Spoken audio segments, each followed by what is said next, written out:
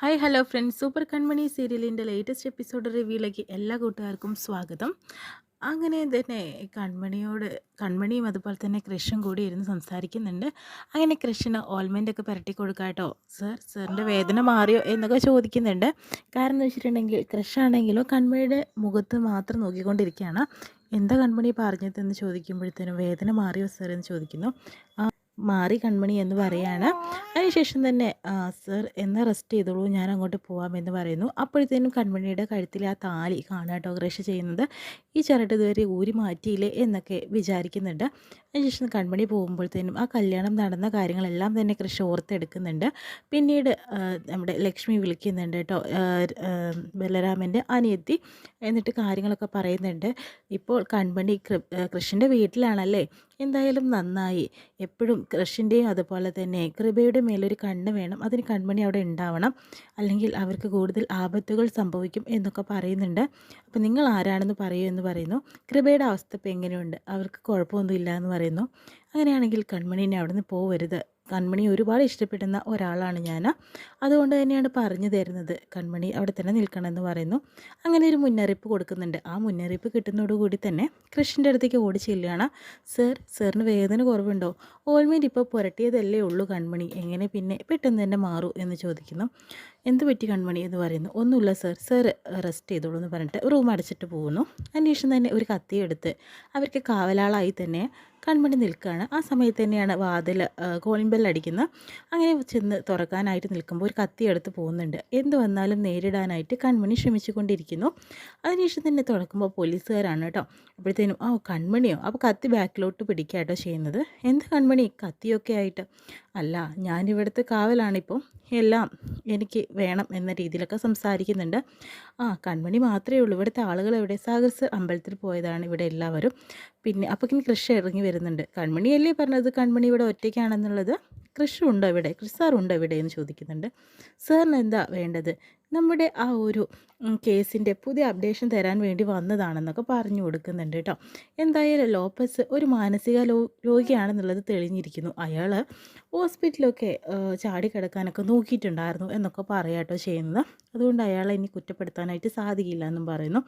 അതിനുശേഷം തന്നെ സാറിന് അങ്ങനെയൊക്കെ പറയാം, സാറ് തെളിച്ചുകൊണ്ട് അങ്ങനെ എന്ന രീതിയിലൊക്കെ കൺമണിയോട് സംസാരിക്കുന്നുണ്ട്. ഞാനായിരുന്നെങ്കിൽ അവരെ പൂട്ടുമായിരുന്നു എന്നൊക്കെ. കൺമണി എന്താ ഡിസൈനറല്ലേ, ഞങ്ങളിവിടെ പോലീസുകാരുണ്ട്, ഇതൊക്കെ ചർച്ച ചെയ്യാനും തെളിയിക്കാനും എന്നൊക്കെ പറയുന്നുണ്ട്. സാറ് അറിയോ, കൺമണിക്ക് പിന്നെയും ആ തെളിവുകൾ നിരത്തുകയാണ്. വേറെ ഒന്നുമല്ല, ലോപ്പസിൻ്റെ കൂടെ വേറെയും ഗുണ്ടകളുണ്ടായിരുന്നു, അവരുടെയൊക്കെ ചിത്രം കൺമണി അന്ന് തന്നെ വരച്ചു വെച്ചിട്ടുണ്ടായിരുന്നു. അതുകൊണ്ട് തന്നെ ഇതെല്ലാം തന്നെ അവരുടെയൊക്കെ ചിത്രങ്ങളാണ്.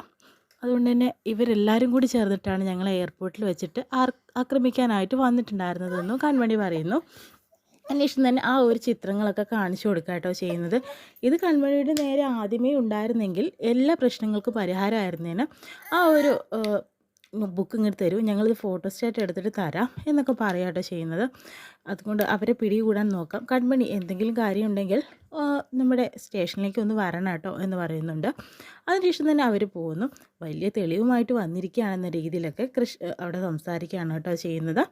അതിനുശേഷം തന്നെ കൺമണിയോട് പറയുന്നുണ്ട്, കൺമണി വീട്ടുകാർ വരുമ്പോഴത്തേന് കുറച്ച് സമയം എടുക്കും, കൺമണി വേണമെങ്കിൽ വീട്ടിലേക്ക് തിരിച്ചു പോയിക്കോളൂ, അവർ ചിലപ്പോൾ ഇന്ന് വൈകുന്നേരമോ നാളെ രാവിലെയോ ആയിരിക്കും വരിക, അതുകൊണ്ട് തന്നെ കൺമണി തിരിച്ചു പോയിക്കോളൂ എന്നൊക്കെ പറയാട്ടോ ചെയ്യുന്നത്. അപ്പോഴത്തേനും കൺമണി പറയുന്നുണ്ട്, എന്നാൽ ശരി സാർ, ഞാൻ പോയിട്ട് വരാം എന്നൊക്കെ പറയാട്ടോ ചെയ്യുന്നത്. അതിനുശേഷം വീണ്ടും കൺമണി ആ പഴയ കാര്യങ്ങൾ ആലോചിക്കുകയാണ്. കാരണം ലക്ഷ്മി വിളിച്ച് പറഞ്ഞ കാര്യങ്ങൾ, കൃപയുടെയും കൃഷിൻ്റെ നേരെ ഒരു കണ്ണ് എപ്പോഴും കൺമണിയുടെ വേണം എന്നുള്ളത്, അതുകൊണ്ട് തന്നെ തനിക്ക് ഇവിടുന്ന് പോകാനായിട്ട് പറ്റില്ല എന്ന് ഉറപ്പിച്ചു. അതിനുശേഷം കൃഷ്ണനോട് ചെന്ന് പറയുന്നുണ്ട്, സാർ അവർ വരുന്നവരെ ഞാനിവിടെ നിന്നോളാം, എനിക്ക് കുഴപ്പമൊന്നുമില്ല, ഞാൻ ഇവിടുന്ന് പോകുന്നില്ല എന്നൊക്കെ പറയുന്നുണ്ട്. കൺമണിക്ക് അത് ബുദ്ധിമുട്ടാവില്ലേ കൺമണി എന്ന് കൃഷി ചോദിക്കുന്നുണ്ട്. എനിക്ക് എന്ത് ബുദ്ധിമുട്ട് സാർ, ഇതെൻ്റെ ഉത്തരവാദിത്തമല്ലേ, സുജാത മേഡം എന്നെ ഏൽപ്പിച്ചതല്ലേ ഈ കാര്യം, അതുകൊണ്ട് എനിക്കിവിടെ നിന്നേ പറ്റുള്ളൂ, സാറിന് ബുദ്ധിമുട്ടൊന്നും ഇല്ലല്ലോ ഞാനിവിടെ നിൽക്കുന്നതിന്, എനിക്ക് എന്ത് ബുദ്ധിമുട്ടാണ് കൺമണി ഇവിടെ നിൽക്കുന്നത് എനിക്ക് സന്തോഷമല്ലേ ഉള്ളൂ എന്നൊക്കെ പറയുന്നു. അതിനുശേഷം പിന്നീട് വിദ്യയും അതുപോലെ തന്നെ മാനസിയാണ് കാണിക്കുന്നത്. വിദ്യയാണെങ്കിലോ മാനസിയോട് കൺമണി ഇവിടെ ഇല്ല, അവൾ കൃഷി സാറിൻ്റെ വീട്ടിലാണ് ഇപ്പോൾ താമസം എന്നൊക്കെ പറഞ്ഞു കൊടുക്കുന്നുണ്ട്. നീ എന്താ ഇങ്ങനെയൊക്കെ പറയുന്നത്, കൃഷിനെയും അതുപോലെ തന്നെ കൺമണി എനിക്ക് നല്ല പോലെ അറിയാം, നീ ഓരോ കാര്യങ്ങൾ പറഞ്ഞ് എല്ലാത്തിനും ഓരോരോ പ്രശ്നങ്ങൾ ഉണ്ടാക്കാനായിട്ട് നിൽക്കേണ്ട വിദ്യ. എനിക്ക് അവരെ നല്ലപോലെ അറിയാം. എനിക്ക് ഇന്ന് ഈ ജീവിതം നൽകിയിട്ടുള്ളത് കൺമണി തന്നെയാണ്, മറ്റാരുമല്ല. അതുകൊണ്ട് തന്നെ അവളുടെ എല്ലാ കാര്യങ്ങളും എനിക്കറിയാം. നീ കള്ളത്തരം മാത്രമേ പറയുള്ളൂ. അതുകൊണ്ട് തന്നെയാണ് നമ്മൾ രണ്ടുപേരും തമ്മിൽ പണ്ടേ ഉടക്കത്തിലായിരുന്നു. ഇന്ന് കൺമണിയെക്കുറിച്ച് നീ അനാവശ്യങ്ങൾ പറയുമ്പോൾ നിന്നെ പിച്ച് തീന്താനുള്ള ദേഷ്യം എനിക്കുണ്ട്. മേഡം ഒരു കാര്യം മനസ്സിലാക്കണം. ക്രിസ് സാറും അതുപോലെ കൺമണി മാത്രമേ ഉള്ളൂ വീട്ടിൽ. ബാക്കിയുള്ളവരെല്ലാം തന്നെ അമ്പലത്തിലോ എങ്ങോട്ടൊക്കെയോ പോയിട്ടുണ്ട്. അവർ രണ്ടുപേരും തമ്മിലുള്ള ബന്ധം മേഡം ഒരുപക്ഷെ നാളെ തിരിച്ചറിയും. അന്ന് ഞാൻ പറഞ്ഞതൊക്കെ വെറുതെ ആണെന്ന് വിചാരിക്കേണ്ട കാര്യമൊന്നുമില്ല. കാരണം എന്ന് വെച്ചിട്ടുണ്ടെങ്കിൽ ഇന്ന് ഞാൻ അറിഞ്ഞ കാര്യങ്ങൾ മേഡത്തെ അറിയിക്കുമ്പോൾ മേഡത്തിന് അത് ഉൾക്കൊള്ളാൻ എന്നെ സാധിക്കുന്നില്ല. അത് നടക്കുന്ന കാര്യമൊന്നുമല്ല. അതുകൊണ്ട് തന്നെ മേഡം മനസ്സിലാക്കിക്കോ, ഇതൊന്നും ശരിയായി പോക്കല്ല എന്നൊക്കെ വിദ്യ പറഞ്ഞു കൊടുക്കുന്നുണ്ട് മാനസയ്ക്ക്. മനസ്സറിയുന്നുണ്ട്, ഇനി മേലാൽ കൺമണിയെക്കുറിച്ച് ഒരു വാക്കും നീ സംസാരിച്ച് പോകരുത്. അങ്ങനെയാണെങ്കിൽ എനിക്ക് നിന്നോട് അത്രയും വെറുപ്പായിരിക്കും. അവരെക്കുറിച്ച് എനിക്ക് നല്ലപോലെ അറിയാമെന്ന രീതിയിലൊക്കെ മാനസ വിദ്യയോട് സംസാരിക്കുന്നുണ്ട്. പിന്നെ മേഡം ഒരു കാര്യം മേഡം അറിഞ്ഞിട്ടുണ്ടാവുമെന്ന് എനിക്കറിയില്ല. പുതിയൊരു ഡിസൈനിൻ്റെ കാര്യം, ഒരു പ്രൊജക്റ്റിൻ്റെ കാര്യമൊക്കെ ദേവ്ജിയും കൺമണിയും കൂടി സംസാരിക്കുന്നുണ്ട്. അത് ഡിസൈൻ ചെയ്യുന്നത് കൺമണി തന്നെയാണ്. ആ കാര്യം മേഡം അറിഞ്ഞോ? ഡിസൈനോ? ഏത് എന്നൊക്കെ ചോദിക്കുന്നുണ്ട്. ഓ, മേഡം അറിഞ്ഞിട്ടില്ലല്ലോ. മേഡത്തിൻ്റെ എല്ലാ കാര്യങ്ങളും അറിയുന്നതല്ലേ കൺമണി. അതുകൊണ്ട് കൺമണിക്ക് മേഡത്തെക്കുറിച്ച് എല്ലാം അറിയുന്നല്ലേ മേഡത്തിനും. എന്നിട്ടും ഈ കാര്യം തന്നെ കൺമണി മേഡത്തോട് പറയാത്തത് വലിയ കഷ്ടമായി. അപ്പം തന്നെ മനസ്സിലാക്കാലോ കൺമണിക്ക് ഇപ്പം മേഡത്തിനോട് ആ പഴയ ഇഷ്ടമല്ലെന്ന്. മേഡത്തിനിങ്ങനെ സ്നേഹിച്ചുകൊണ്ട് നടന്നു. കൺമണി ഒരിക്കലും തന്നെ മേഡത്തെ സ്നേഹിക്കുന്നു തോന്നുന്നില്ല എന്ന രീതിയിലൊക്കെ വിദ്യ മാനസയോട് പറഞ്ഞു കൊടുക്കുന്നുണ്ട്. അപ്പോൾ മാനസയ്ക്ക് എന്തോ പോലെ ആവുന്നുണ്ട്. ഇത്രയും